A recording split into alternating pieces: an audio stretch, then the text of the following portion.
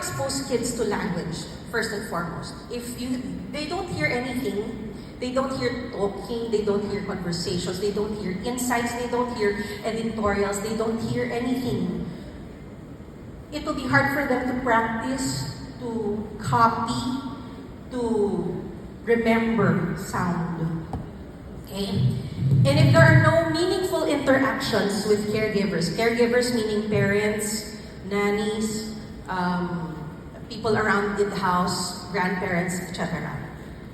If there is no fun attached to learning, then it is actually close to punishment, and it's not fun at all when you're pushing information down their throats, so to speak, just for the sake of, here, learn this, memorize this. But if it's fun and it's engaging, then, I think you will have very fun, curious learners ready to explore on their own now.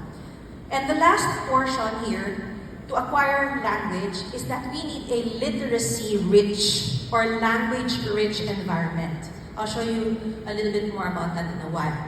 When I mean by literacy or language-rich environment, things are labeled. You mentioned, even when I say things, the table, the floor, at least in the classroom we do that. The eraser, the blackboard, the whiteboard.